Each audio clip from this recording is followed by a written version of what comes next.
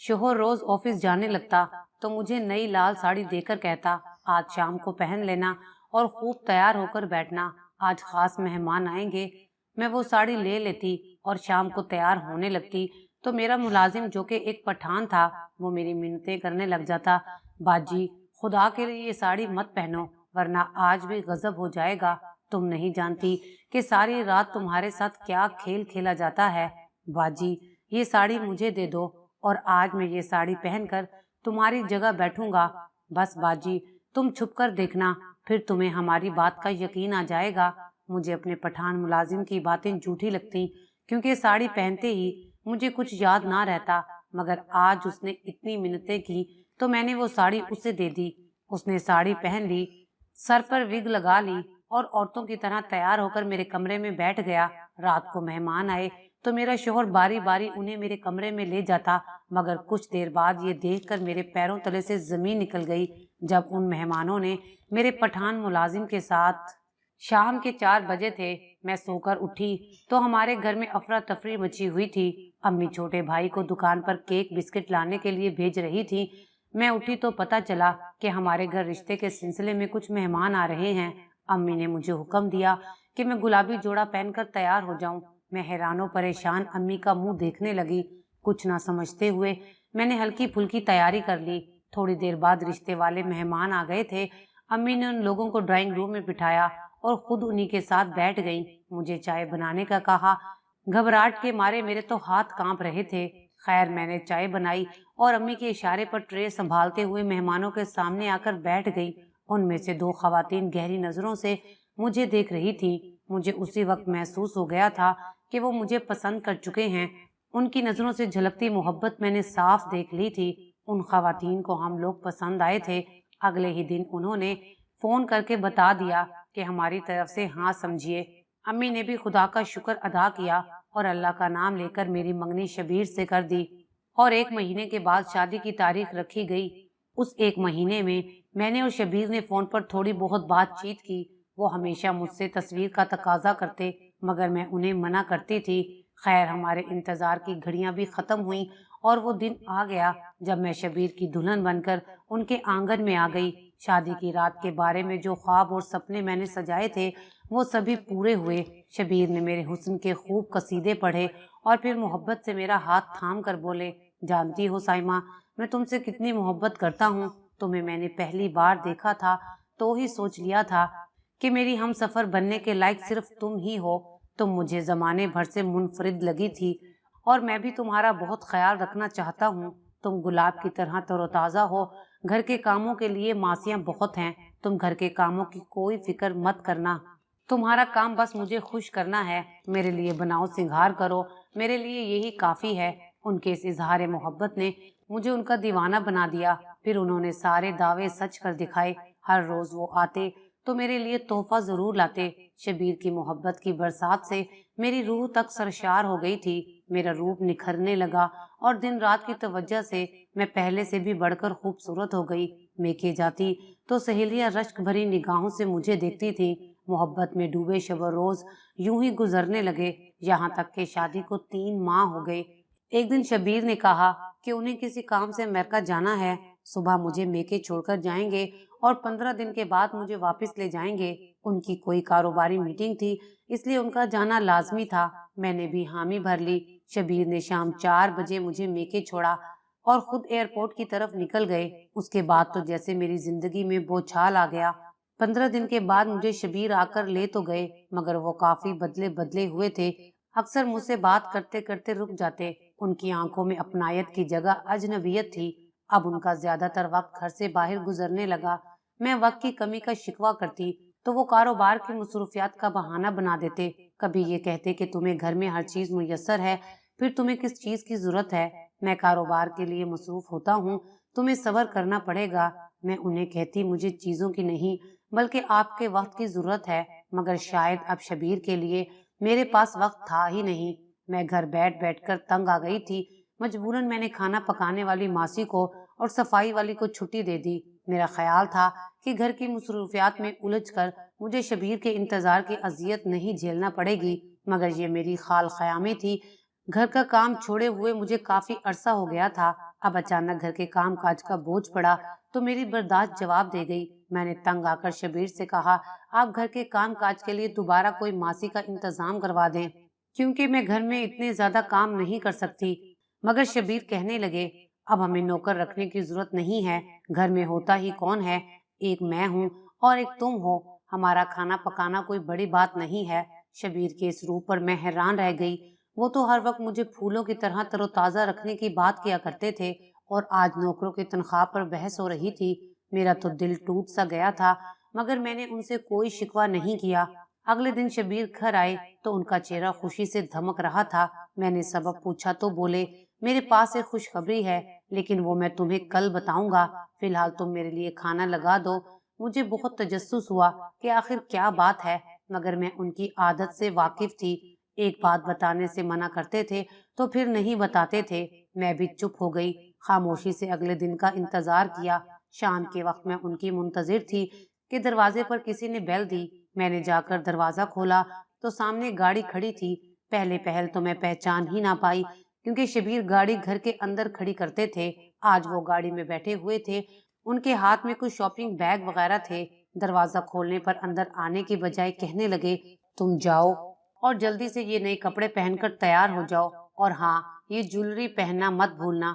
मैं तुम्हें एक खास जगह लेकर जा रहा हूँ, तुम तैयार होकर आओगी तो हम यहाँ से चलेंगे। तब तक तुम तैयार हो जाओ, और जब तैयार हो जाओ तो मुझे कॉल या मैसेज कर देना, मैं तुम्हें पिक करने आ जाऊंगा। मैंने उनसे जेवरात और कपड़े वाला शॉपर लिया और घर आकर खुद को सजाने संवारने में मसरूफ हो गई। मैं तो खुद को शबीर के लिए तैयार कर रही थी। मेरी तैयारी में मेहनत और मोहब्बत शामिल थी। लाल रंग की साड़ी और गोल्डन जेवर में मैं इतनी हसीन लग रही थी कि मुझे खुद पर यकीन ना आया। बार बार खुद को शीशे में देख रही थी। अभी मेरी तैयारी मुकम्मल ना हुई थी कि दरवाजे पर बेल हुई। मैं समझ गई कि शबीर मेरा इंतजार ना कर सके और पहले ही मुझे लेने आ गए। मैंने जल्दी से अपने बाल खोले और घर को लॉक करके शबीर के साथ गाड़ी में बैठ गई। आज शबीर खुद भी काफी तैयार लग रहे थे। मैं बहुत खुश थी। गाड़ी में हल्का हल्का म्यूजिक लगा हुआ था। शबीर आज बहुत खुशगवार मूड में थे और काफी हंसी मजाक भी कर रहे थे। मुझे समझा रहे थे कि वो मुझे एक खास मीटिंग के लिए ले जा रहे हैं। वहां पर बड़े बड़े लोग होंगे और मुझे वहां पर हर किसी से हंसकर बातें करनी होंगी। फिर बोले, अगर इंसान अपनी बातों से दूसरों को मुतासिर करने में कामयाब हो जाए तो काफी फायदे उठा सकता है। उनकी ये बातें मेरी समझ से बालातर थी। थोड़ी देर के बाद उन्होंने गाड़ी एक बड़े होटल के सामने पार्क की। गाड़ी का दरवाजा यूं खोला जैसे मैं कोई शहजादी हूँ। मेरा हाथ थामे वो होटल में दाखिल हो गए। उनका ये अंदाज तो मैंने शादी के बाद भी नहीं देखा था, जो आज वो सारी दुनिया के सामने दिखा रहे थे। खैर, हम लोग होटल में दाखिल हुए तो एक बहुत बड़े हाल को बहुत ही खूबसूरती से सजाया गया था। हर तरफ रोशनियां ही रोशनियां थीं। होटल में बहुत सारे ऑफिसर और उनकी बेगमात मौजूद थी। ये एक बहुत बड़ी पार्टी थी। यहाँ आकर मुझे एहसास कमतरी का शिकार हुआ, मगर मुझे जल्दी इल्म हो गया कि मेरी खूबसूरती ने सबको अपनी तरफ मुतवज्जा कर लिया है। मैं बहुत ही खूबसूरत थी और आज मैं ऐसे तैयार होकर आई थी जैसे एक दुल्हन तैयार होती है। शबीर ने बड़े फख्र से मुझे अपने दोस्तों से मुतारिफ करवाया। उसके बाद खाने का दौर चला और हल्के फुल्के म्यूजिक के साथ हमने खाना खत्म किया। यह माहौल मेरे लिए बहुत अजनबी था। जिंदगी में पहली बार मैं इतने सारे लोगों के सामने बैठकर खाना खा रही थी, जिससे मुझे बहुत घबराहट भी हो रही थी। मगर मैं शबीर का साथ दे रही थी क्योंकि उनकी खुशी देखने वाली थी। मुझे थोड़ी देर से महसूस हो रहा था कि अगली टेबल पर बैठा एक शख्स मुसलसल मुझे बगौर देखे जा रहा था। उसकी निगाहों से मैं उलझन का शिकार हो रही थी। थोड़ी ही देर के बाद वो अपनी टेबल से उठकर हमसे माजरत करते हुए हमारे साथ बैठ गया। बात करने पर पता चला कि वो मेरे शोहर शबीर के सीनियर ऑफिसर थे, मगर उनकी बेतकल्लुफी से वो कहीं से भी पुख्ता मिजाज आदमी नहीं लग रहे थे। शबीर ने मेरा भी उनसे तारुफ करवाया। उन्होंने गर्मजोशी से मुझे हाथ मिलाया और मैं ना चाहते हुए भी उनसे मुसाफा कर बैठी। हाथ मिलाते हुए उन्होंने मेरे हाथ को हल्का सा दबाया था, जो मुझे बहुत बुरा लगा था, और शबीर भी इस बात को नोट कर चुके थे, मगर वो फिर भी चुप रहे। मुझे अपने शोहर पर हैरत हो रही थी। ये सब कुछ वो कैसे बर्दाश्त कर रहे हैं। शबीर ने मुझे बताया कि ये शराजी साहब हैं, अगर ये चाहें तो मेरी बहुत जल्द तरक्की हो जाएगी। शराजी साहब की बातचीत जारी रही। वो खासी दिलचस्प बातें करते थे, مگر ان کی نگاہیں مسلسل میرے چہرے کا طواف کر رہی تھی۔ پارٹی ختم ہوئی تو شیرازی صاحب میرے شوہر سے بے تکلفانہ بات چیت کرنے لگے۔ وہ ان کے ساتھ ساتھ ہی چلتے ہوئے ہوٹل سے باہر آ گئے۔ مجھے ان کی موجودگی ناگوار گزر رہی تھی۔ خیر، ہم لوگ گھر آ گئے۔ شبیر نے میرا شکریہ ادا کیا۔ میں نے پارٹی میں ان کا بھرپور ساتھ دیا۔ اسی خوشی میں شبیر نے مجھ سے وعدہ کیا کہ وہ جلد ہی گھر میں کسی ملازم کا بندوبست کریں گے۔ بس مجھے ان کے ساتھ ایسے ہی پارٹیوں میں جانا ہوگا اور ان کے افسران سے تعلقات بڑھانے ہوں گے۔ اگلے دن میں سو کر اٹھی تو 11 بج رہے تھے۔ شبیر خود ہی ناشتہ کر کے گھر سے نکل گئے تھے۔ 1 گھنٹے بعد میں فریش ہو کر بیٹھی تو دروازے پر دستک ہوئی۔ اس وقت میرے شوہر گھر پر نہیں ہوتے تھے، لہٰذا میں ان کے آنے کی توقع بھی نہیں کر رہی تھی، مگر دروازہ کھلا تو وہ شبیر ہی تھے۔ ان کے اس وقت آنے پر مجھے حیرت بھی ہوئی، مگر پھر ان کے پہلو میں کھڑا لڑکا دیکھا تو ان کے آنے کا مقصد سمجھ میں آ گیا۔ لڑکے کی عمر بامشکل 17-18 سال ہوگی۔ اس کا رنگ سفید اور سرخ تھا۔ شبیر نے خوش دلی سے میرا اس لڑکے سے تعارف کروایا۔ سائمہ، یہ ہے گلشیر، ماشاءاللہ بہت ہی ذمہ دار اور شریف بچہ ہے، ہر فن مولا ہے۔ اس نے کچھ عرصہ ہوٹل میں بھی کام کیا ہے۔ یہ گھر کے کاموں سے لے کر گاڑی ڈرائیو کرنا بھی جانتا ہے۔ شبیر نے گلشیر کا کاندھا تھپ تھپاتے ہوئے کہا تو اس کی نگاہیں اور جھک گئیں۔ مجھے اس کا یہ انداز بہت بھلا لگا۔ شبیر کہنے لگے کہ یہ پٹھان قوم سے تعلق رکھتا ہے۔ آج صبح میں گھر سے ناشتے کے بغیر نکل گیا تھا۔ میں نے سوچا کیوں نہ آج ڈھابے سے ہی کھانا کھا لوں۔ وہاں میری ملاقات گلشیر سے ہوئی، جو مجھ سے بہت خوش دلی سے ملا۔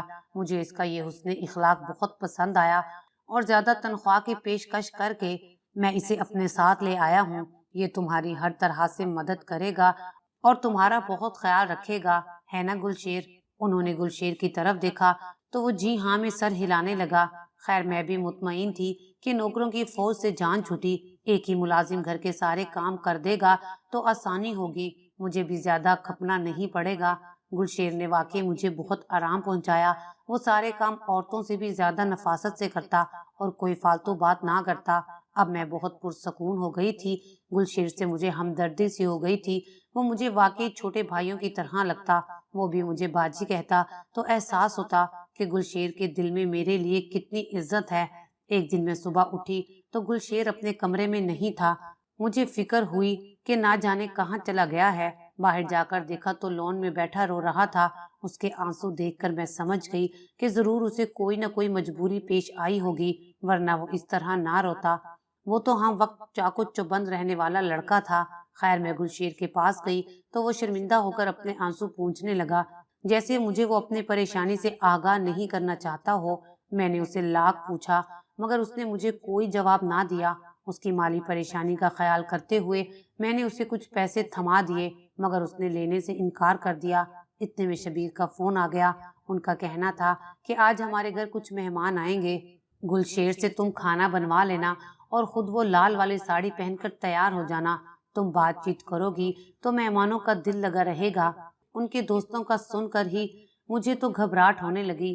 شہرازی صاحب کے سامنے ٹکنا میرے بس کی بات نہیں تھی۔ ان کی غلیظ نگاہیں اس دن بھی میرے ارد گرد گھوم رہی تھی، جسے میں نے شدت سے محسوس کیا تھا۔ خیر، میں شام کو شبیر کے کہنے کے مطابق تیار ہو گئی۔ تقریباً رات کے 8 بجے شبیر اپنے مہمانوں کو لے کر گھر آ گئے۔ پھر وہی ہوا جس کا مجھے ڈر تھا۔ شبیر کے ساتھ آنے والے مہمان کوئی اور نہیں بلکہ صرف شیرازی صاحب تھے، جنہیں دیکھ کر ہی میری تیوری پر بل پڑ جاتے تھے۔ میرا دل تو نہ چاہتا تھا کہ میں ان سے بات کروں، مگر مجبوراً مجھے ان سے گفتگو کرنا پڑی۔ میں اور شبیر شیرازی صاحب کے ساتھ ڈرائنگ روم میں بیٹھے تھے۔ شیرازی صاحب کے بیٹھنے کا انداز خاصا نامناسب تھا، مگر انہیں کوئی پرواہ نہیں تھی۔ تھوڑی دیر کے بعد شبیر کا موبائل بجنے لگا۔ وہ فون کان سے لگا کر کمرے سے باہر نکل گئے۔ پیچھے کمرے میں اور شیرازی صاحب رہ گئے تھے۔ شیرازی صاحب مجھ سے کھل کر باتیں کرنے لگے۔ مجھے ان کا یہ انداز پسند نہ آیا۔ وہ اتنی بہکی بہکی باتیں کرتے کہ میرا جواب دینے کو بھی دل نہ کرتا۔ 5 منٹ ہو گئے۔ جب شبیر واپس نہ آئے تو میں اٹھ کر کمرے سے جانے لگی۔ مجھے شیرازی صاحب کے ساتھ بیٹھنا بالکل اچھا نہیں لگ رہا تھا، مگر اس سے پہلے کہ میں اٹھ کر کھڑی ہوتی، شیرازی صاحب نے میری کلائی پکڑ لی۔ ان کی اس حرکت پر میں سیخ پا ہو گئی۔ جی میں آیا کہ ان کے چہرے پر تھوک دوں، مگر پھر باز رہی۔ میں نے شائستگی سے کہا، شیرازی صاحب، یہ آپ کیا کر رہے ہیں؟ آپ میرے شوہر کے دوست ہیں اور آفیسر ہیں، اس لیے قابل عزت ہیں۔ اگر آپ نے یہ بدتمیزی بند نہ کی تو میں بھی بد تہذیبی پر اتر آؤں گی۔ میری اس بات پر جیسے انہیں کوئی فرق ہی نہ پڑا، وہ اطمینان سے کھڑے مجھے گھورتے رہے۔ میں نے ہاتھ چھڑوانا چاہا تو وہ مزید آگے بڑھنے لگے۔ غصے سے میرا چہرہ لال ہو گیا۔ میں نے ٹیبل پر بڑا گلدان اٹھایا اور شیرازی صاحب کے سر پر مار دیا۔ تکلیف سے وہ چلا اٹھے۔ ان کی چیخیں سن کر میرے شوہر بھی کمرے کے اندر آ گئے۔ شیرازی صاحب درد سے چلا رہے تھے جبکہ میرے شوہر کا غصے سے برا حال تھا۔ بجائے اس کے کہ وہ شیرازی صاحب کی کلاس لیتے، انہوں نے الٹا مجھے ہی ڈانٹنا شروع کر دیا۔ کہنے لگے یہ تم نے کیا کر دیا، ابھی اور اسی وقت ان سے معافی مانگو۔ میں نے معافی تو نہ مانگی بلکہ شیرازی صاحب کی طرف دیکھتے ہوئے فرش پر تھوک دیا اور کہا کہ اگر شیرازی صاحب اس پورے ملک کے بادشاہ بھی ہوں تو میں ان سے معافی نہیں مانگوں گی، البتہ انہیں مجھ سے معافی ضرور مانگنی چاہیے۔ میری اس بات پر شبیر نے غصے سے مجھے دیکھا اور بولے اگر تم نے شیرازی صاحب سے معافی نہ مانگی تو میں تمہیں کھڑے کھڑے طلاق دے دوں گا۔ ان کے اس انکشاف پر میں بہت حیران رہ گئی۔ کیا کوئی شخص اپنے دوست کی خاطر اپنے بیوی کو طلاق دے سکتا ہے؟ میں بھی ضد پر اڑ گئی۔ شیرازی صاحب سے معافی مانگنے کا تو سوال ہی پیدا نہیں ہوتا تھا۔ مجھے یوں کھڑا دیکھ کر شبیر الٹی گنتی گننے لگے۔ ان کا خیال تھا کہ میں شیرازی صاحب کے پاؤں پڑ جاؤں گی، مگر میں ٹس سے مس نہ ہوئی اور پھر گنتی گنتے ہی شبیر نے طلاق کے 3 لفظ بول کر مجھے ہمیشہ کے لیے آزاد کر دیا۔ میں پھٹی پھٹی نگاہوں سے انہیں دیکھنے لگی۔ یقین نہ آیا تھا کہ اتنی محبت کرنے والا شوہر مجھے اس قدر بے مول کر دے گا۔ شیرازی صاحب کے چہرے پر شیطانی مسکراہٹ ناچنے لگی۔ وہ بڑبڑاتے ہوئے ہمارے گھر سے چلے گئے۔ میرے شوہر ان کے پیچھے پیچھے گئے اور میرے رویے کی معافی مانگنے لگے۔ تھوڑی دیر بعد شبیر گھر کے اندر واپس آئے تو ان کے چہرے کے تاثرات ایسے تھے جیسے کچھ ہوا ہی نہ ہو، مگر میرے تو دل کی دنیا بدل چکی تھی۔ میں نے اپنے کمرے میں جا کر پیکنگ شروع کر دی اور اسی وقت گھر سے نکلنے لگی کہ شبیر نے مجھے کمرے میں بند کر دیا۔ میں نے دروازہ بجایا مگر انہوں نے نہ کھولا۔ تھوڑی دیر بعد وہ اندر آئے تو بولے کیا ہوا؟ جو غصے میں نے 3 لفظ کہہ دیے۔ کیا ہماری برسوں کی محبت 3 لفظوں کی محتاج ہے؟ تمہیں کیا ہو گیا ہے؟ کیوں جاہل لڑکیوں کی طرح واویلا کر رہی ہو؟ جو ہوا اسے بھول جاؤ۔ اگر خبردار جو گھر سے باہر قدم رکھنے کی جرت کی میں تمہاری ٹانگیں توڑ دوں گا۔ ویسے بھی دروازے پر تالا ہوگا، تمہیں باہر جانے کی ضرورت بھی نہیں اور اجازت بھی نہیں۔ جب تک میں نہ کہوں تم کہیں نہیں جاؤ گی اور تمہیں ہر صورت میرے افسر کو خوش کرنا ہوگا، ورنہ مجھ سے برا کوئی نہیں ہوگا۔ ان کی بات سن کر میرے پیروں تلے سے زمین نکل گئی۔ شبیر اس حد تک گر سکتے تھے میں نے کبھی سوچا بھی نہیں تھا۔ اس سارے ہنگامے کی خبر یقیناً گلشیر کو بھی ہو چکی تھی۔ کمرے میں پڑے گلدان کی کرسیاں اٹھانے کے لیے میں نے اسے ہی بلایا تھا۔ اب جبکہ شبیر نے مجھے قید کر دیا تھا تو میں گلشیر کے رحم و کرم پر تھی۔ میرے شوہر نے اسے سختی سے سمجھا دیا کہ مجھ سے کوئی بات نہ کرے۔ اگلے دن شبیر گھر سے چلے گئے۔ ان کی ہدایت کے مطابق گلشیر مجھے کھانا دینے آیا۔ میں اپنے ہی گھر میں قید تھی اور اپنے نوکر کے محتاج ہو گئی تھی۔ میں نے گلشیر کو اس کی ماں بہن کا واسطہ دیا۔ پٹھان آدمی تھا، غیرت کے نام پر ہی پگھل گیا۔ کہنے لگا باجی تم فکر نہ کرو، تمہاری عزت کی حفاظت اب میری ذمہ داری ہے، کوئی تمہیں کچھ نہیں کہہ سکے گا۔ تمہارا شوہر اللہ معاف کرے بہت گھٹیا آدمی ہے، ہمارے علاقے میں اول تو ایسا آدمی ہوتا نہیں، اگر کوئی سوچ بھی لے تو اس کی نسلیں ہی ختم کر دی جاتی ہیں۔ گلشیر کی جذباتی باتوں سے مجھے اندازہ ہوا کہ وہ اپنے وعدے پر قائم رہے گا۔ تھوڑی دیر بعد گلشیر واپس میرے پاس آیا اور بولا باجی میں تمہیں ایک بات بتانا چاہتا ہوں، صبح بتا دیتا مگر یاد نہیں رہا۔ وہ گھٹیا انسان، اس نے میرے شوہر کی طرف اشارہ کیا، کسی سے فون پر بات کر کے کہہ رہا تھا کہ کل گھر وہی صاحب پھر آئیں گے اور آپ ہر صورت میں ان سے ملیں گی۔ گلشیر نے کہا تو میں سمجھ گئی شیرازی صاحب کی میں ضد بن چکی تھی۔ انہی اندیشوں اور وسوسوں میں ساری رات گزر گئی۔ میں نے پوری رات روتے ہوئے گزاری اور اللہ تعالیٰ سے اپنی عزت کی حفاظت کی دعا مانگی۔ اگلے دن گلشیر میرے پاس آیا، اس کی سانس پھولی ہوئی تھی، وہ کافی جلدی میں لگ رہا تھا۔ دروازہ کھول کر کمرے کے اندر آ گیا اور بولا باجی تم اپنا کوئی خوبصورت سا جوڑا مجھے دے دو۔ میں حیرت سے اس کا منہ تکنے لگی۔ کیوں گلشیر تمہیں میرے کپڑوں کی کیا ضرورت پڑ گئی؟ بولا باجی زیادہ باتیں نہ کرو، میں جو کہتا ہوں بس وہ کرو۔ میں نے کچھ نہ سمجھتے ہوئے اپنی ایک ساڑی اسے نکال کر دے دی۔ وہ ساڑی لے کر کمرے سے چلا گیا۔ پھر تھوڑی دیر بعد واپس آیا تو میری ہنسی نکل گئی۔ اس نے عجیب و غریب انداز سے ساڑی باندھ رکھی تھی، اس کی ضد کرنے پر میں نے اس کی ساڑی ٹھیک سے باندھی۔ اب وہ مکمل عورت لگ رہا تھا۔ سر پر نہ جانے کہاں سے اس نے بالوں کی وگ بھی لگا رکھی تھی۔ گلشیر، یہ تم کیا کر رہے ہو؟ کیا تمہارا عورت بننے کا ارادہ ہے؟ میں اپنے سارے دکھ بھول کر اس سے ہنسی مذاق کرنے لگی۔ اس نے مجھے میرے ہی کمرے سے نکلنے کا کہا اور مجھے اپنے کمرے میں بٹھا دیا۔ آج گھر میں ایک اور لڑکا بھی موجود تھا جو گلشیر کا جاننے والا تھا۔ تھوڑی دیر کے بعد گھر میں کسی کے قدموں کی آواز آئی۔ ٹک ٹک کرتے جوتے میرے کمرے کی طرف گئے تو میرا دل لرز کر رہ گیا، اور پھر میرا دروازہ لاک ہونے کی آواز آئی۔ اس کے بعد چیخنے چلانے کی آوازیں آنے لگی۔ گھر میں بھگ دوڑ مچ گئی۔ میں گھبرا کر کمرے سے باہر نکلی تو میرے قدم خود بخود اپنے کمرے کی جانب اٹھ گئے۔ وہاں کا منظر ہی کچھ اور تھا۔ شیرازی صاحب کا کوٹ اور شرٹ پھٹے ہوئے تھے، جبکہ گلشیر اور اس کا دوست شیرازی صاحب کی درگت بنا رہے تھے۔ شیرازی صاحب کی حالت غیر ہو رہی تھی۔ میں نے گلشیر کو لاکھ منع کرنا چاہا، مگر اس پر تو جنون سوار تھا۔ شیرازی صاحب جب ادموئے ہو گئے تب گلشیر ٹھنڈا ہو کر ایک طرف بیٹھ گیا۔ میں اس کا منہ تکنے لگی اور دل ہی دل میں حیران بھی ہوئی۔ میرا یہاں رکنا اب مناسب نہیں تھا۔ گلشیر نے شیرازی صاحب کو کمرے میں باندھ کر اس کے منہ میں پٹی ٹھونس دی اور مجھے گاڑی میں بٹھا کر میرے گھر ڈراپ کر کے خود نہ جانے کہاں چلا گیا۔ میں نے اپنے ماں باپ کو ساری کہانی سنائی تو وہ راتوں رات مجھے لے کر اپنے آبائی شہر چلے گئے۔ شبیر کے ہاتھ کافی لمبے تھے۔ اس نے مجھے طلاق دے دی تھی، مگر اپنا انتقام وہ کسی بھی وقت پورا کر سکتا تھا۔ خیر، میری عدت مکمل ہوئی تو میری شادی ہمارے دور کے رشتہ داروں میں کر دی گئی۔ آج میں اپنے گھر میں بہت خوش ہوں۔ میرا گھر چھوٹا سا ہے مگر اس میں خوشیاں ہی خوشیاں ہیں۔ اللہ تعالیٰ نے مجھے 2 بیٹوں کی نعمت سے نوازا ہے۔ شبیر کے بارے میں بس اتنا معلوم ہوا تھا کہ اس واقعے کے بعد شبیر کے باس نے اس پر فراڈ کا کیس کر کے اس کی ساری جائیداد ہتھیار لی تھی اور اسے جیل بھجوا دیا تھا۔ آخر میں بس اتنا کہوں گی کہ اللہ تعالیٰ کسی عورت کو بھی شبیر جیسا شوہر نہ دے۔ اگر آپ کو ہماری یہ ویڈیو اچھی لگی ہو تو اسے لائک کریں، شیئر کریں اور مزید اچھی ویڈیوز دیکھنے کے لیے ہمارا چینل سبسکرائب کریں۔